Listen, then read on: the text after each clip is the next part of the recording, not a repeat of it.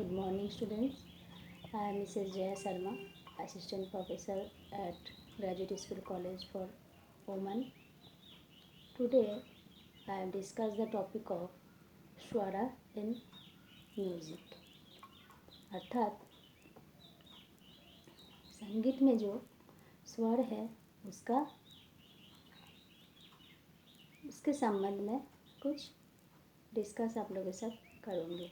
कि संगीत एक बहुत बड़ा चैप्टर है और संगीत एक आर्ट भी है, कला के बारे में कुछ डिस्कस आपसे करना है जो संगीत के सातों स्वर से आधारित है।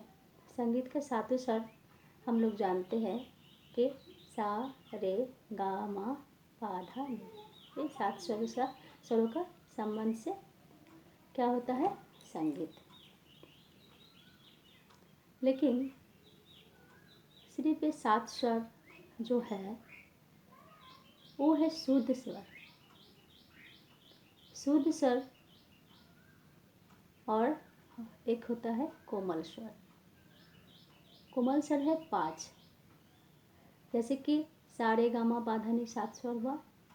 उसी जैसा रे, गा, धा, नी और मा, तीव्रा इस तरह होता है और 5 स्वर। तो सातों स्वर का संबंध में कुछ बोलते हैं कि स्वर श्रुतियों में से मुख्य 12 श्रुतियों को स्वर कहते हैं। ये स्वर सप्तक के अंतर्गत थोड़ी थोड़ी दूर पर फैले हुए हैं। इन स्वरों के नाम हैं, जैसे सा, रे, गा, मा, पा, धा, नी। इन लोगों का और एक नाम है जो स्वरज, मध्यम, स्वरज, ऋषभ, गांधार, मध्यम, पंचम, धैवत, निषाद। व्यवहार की सरलता के लिए इन्हें क्रमशः सा, रे, गा, मा, पा, धा, नी कहा जाता है। आप स्वरों का प्रकार के बारे में बताएंगे। जो चीज़ हम बोले सिर्फ शुद्ध स्वर नहीं होता है, विकृत स्वर भी रहता है। तो स्वरों का प्रकार में मुख्य 2 प्रकार माने जाते हैं, जैसे कि शुद्ध अथवा प्राकृत स्वर और विकृत स्वर। तो एक बार गा के हम सुनाते हैं शुद्ध स्वर क्या है और विकृत स्वर क्या है। जैसे शुद्ध स्वर सा, सा, रे, गा, मा, पा, धा, नी, सा, सा, नी, धा, पा, मा, गा, रे, सा। इसमें सब स्वर शुद्ध है। अब देखिए कोमल स्वर को कैसे हम गा रहे हैं। सा, सा, रे, सा, रे, शुद्ध स्वर, सा, रे, कोमल स्वर। ठीक है, ये बहुत ही सॉफ्टली हम बोल रहे हैं। अब शुद्ध स्वर 12 स्वरों में से 7 मुख्य स्वरों को शुद्ध स्वर कहते हैं। दूसरे शब्दों में जब अपने निश्चित स्थान पर रहते हैं तो शुद्ध स्वर कहलाता है। सप्तक में इन स्थान शास्त्रोकारों द्वारा निश्चित किया जाता है। ये जो सप्तक क्या होता है, मतलब 7 स्वर। सप्तक तीन टाइप का सप्तक होता है, मंद, मध्य, उदारा या उदारा, मुदारा, तारा। ओके, मंद, मध्य, तारा या उदारा, मुदारा, तारा 3 सप्तक रहता है। ये हम बाद में आएंगे। अब आते हैं विकृत स्वर। जैसे 5 स्वर ऐसे होते हैं जो शुद्ध तो होते ही हैं, साथ ही साथ विकृत भी होते हैं। मतलब रे, गा, धा, नी शुद्ध स्वर भी है और रे, गा, धा, नी कोमल स्वर भी है। उसमें माँ विकृत है या माँ तीव्रा होता है। ठीक है, माँ को विकृत नहीं बोलिए कि माँ तीव्रा होता है। तो मतलब जैसे कि माँ शुद्ध माँ,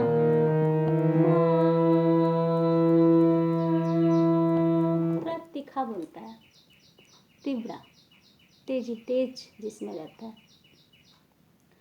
तो हम लोग क्या क्या सीखे? कोमल विकृत और तीव्र विकृत। ओके, माँ है तीव्र। कोमल स्वर कैसे किसको कहता है? जब कोई स्वर अपनी शुद्ध अवस्था से ऊपर होता है, जैसे कि सा,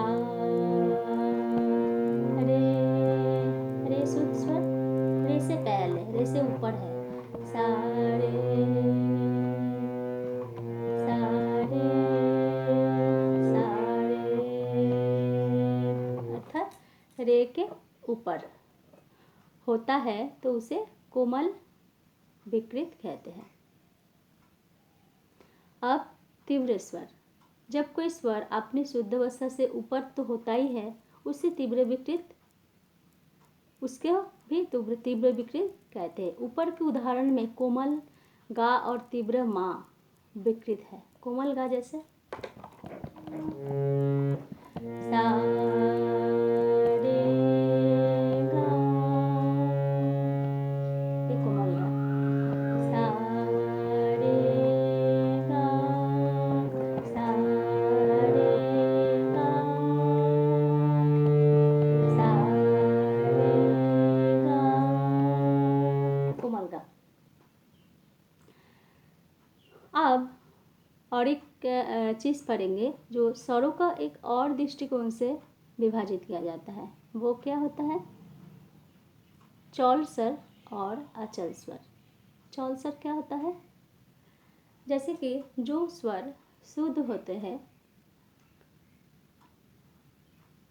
शुद्ध तो होते ही है और शुद्ध होने के साथ साथ विकृत भी होते हैं, जैसे कि रे, गा, मा, धा और नी। ठीक है, रे, गा, मा, तीव्रा, धा, नी चौल स्वर कहलाता है। शुद्ध स्वरों को अलावा रे, गा, धा और नी स्वर कोमल विकृत और मा तीव्र होती है। पर अचल स्वर को क्या किसको बोलते हैं? अचल स्वर में देखिए सा रे गा मा पा धा नी जो हम गा रहे हैं, उसका सा और पा कहीं पर ना अलग से है कोमल, ना तीव्र है, ना कुछ है, अर्थात सा और पा कांस्टेंट है। जैसे वो स्वर जो सदैव शुद्ध होते हैं, हमेशा वो शुद्ध होते हैं, वो कोमल नहीं होता है, विकृत कभी नहीं होते, अचल स्वर कहलाते हैं। सा और पा ये दो स्वर अचल कहलाता है क्योंकि ये अपने स्थान पर हमेशा अपने स्थान पर ही रहते हैं, ना तो ये कोमल होते हैं और ना ही ये तीव्र, सदैव शुद्ध कहते हैं। ये है स्वर का माध्यम। तो ये स्वर जो सातों स्वरों से एक चीज़ और एक बनता है, जैसे कि कितना स्वर हुआ? 12 स्वर। देखिए तो सा आखिर शुद्ध स्वर और कोमल स्वर को मिला करके कोमल स्वर 5 हुआ, एक मा तीव्र, 4 विकृत स्वर और मा तीव्र 1 स्वर, 5 स्वर, इसके साथ और 7 स्वर जुड़ गया तो कैसे होगा वो? सा सा रे रे गा गा मा मा पा धा धा नी नी सा सा नी नी धा धा पा मा मा गा गा रे रे सा। ये जो हम लोग एक बार जा रहे हैं, जाके लेकिन रुक नहीं रही हूँ, फिर लौट रही हूँ, क्योंकि जब तक नहीं लौटूंगी वो ख़त्म नहीं होगा। इसी को कहता है आरोह। और ऊपर जब ऊपर से नीचे हम लोग आते हैं उसको बोला जाता है अवरोह, यानी कि असेंडिंग और डिसेंडिंग।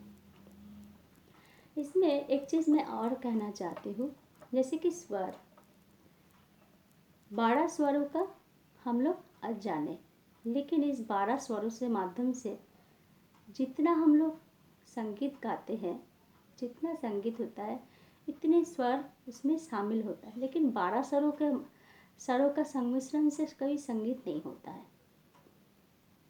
इस संगीत में एक चीज़ है जिसको बोला जाता है, जो सातों स्वरों का संबंध है, सा रे गा मा पा धा नी, इसका और एक नाम है बिलावल अर्थात थाट। इस सातों स्वरों से संबंध से होता है थाट, अर्थात थाट से, स्वर से थाट का उत्पन्न होता है और थाट से राग का उत्पन्न होता है। क्लासिकल म्यूज़िक के बारे में तो आप लोग जानते ही होंगे। क्लासिकल म्यूज़िक अर्थात राग संगीत, तो स्वर से बनता है थाट और थाट से बनता है राग। तो थाट जैसे कितने कितने प्रकार के थाट है? 10। जैसे सारे गामा पाधानी हम लोग गाए, वो भी एक थाट है, उसका नाम क्या है? बिलावल। जैसे अरे बार गाती हूँ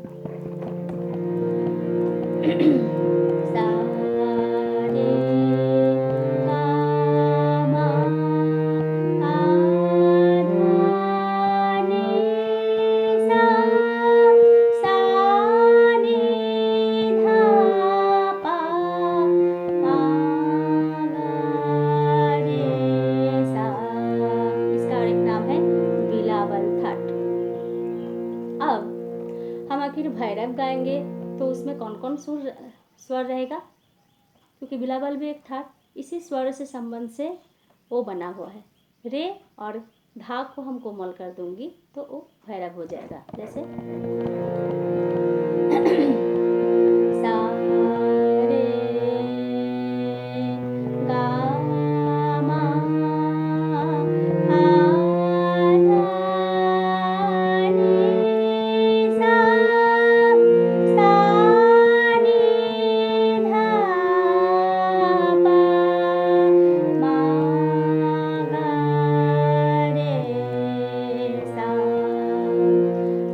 चीज़ है, थाट क्यों बोल रही हो और राग क्यों बोल रही हो और स्वर क्यों बोल रही हो? क्योंकि हम संगीत को लेकर के हम आलोचना कर रहे हैं। ये बहुत ही ज़रूरी है जानकारी लेना कि स्वरों से बनता है थाट, थाट से बनता है राग। अब थाट, राग और स्वर का क्या संबंध है? स्वर को पहचानने के लिए गाया जाता है, राग को, थाट को भी गाया जाता है उसका स्वर को पहचानते हुए। लेकिन जब हम राग गाते हैं तो हम सिर्फ स्वर नहीं गाते हैं, उसका भैरव का एक रूप होता है, उस रूप को विस्तार जब तक नहीं करेंगे, जैसे सुबह गाया जाता है भैरव राग, उसका रूप जैसे कि उस राग को हम गाएंगे, जैसे रे कोमल सा रे, पूरा लग रहा है सुबह हो गया, ठीक है। तो इस तरह का 10 ठाट में कितने ठाट है? जिस तरह जैसे बिलावल थाट, भैरव, भैरवी, ठीक है, टोरी, आशावरी, पूर्वी, खम्बाज, काफ़ी, कल्याण और पूर्वी, ठीक है। ये है 10 ठाट। अब थोड़ा सा हम एक चीज़ दिखाऊंगी, थाट और राग में क्या अंतर है। देखो जैसे थाट, भैरव सा रे गा मा पा धा नी सा नी धा पा मा गा रे सा। इसको हम राग में गाएंगे तो कैसे गाएंगे?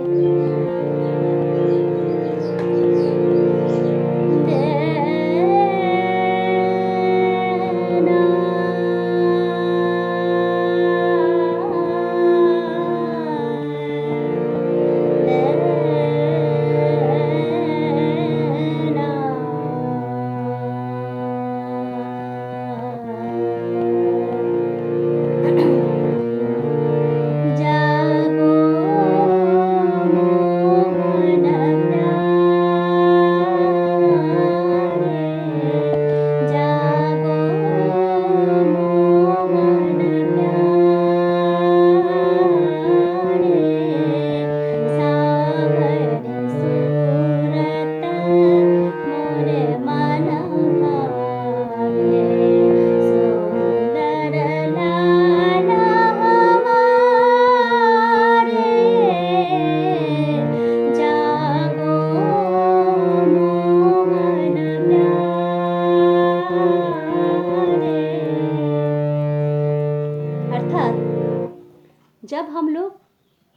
भैरव गाएंगे, ठाट गाएंगे तो उसका स्वर को पहचानते पहचानते गाएंगे, लेकिन जब हम राग गाएंगे उसका स्वर को विस्तार करके गाएंगे।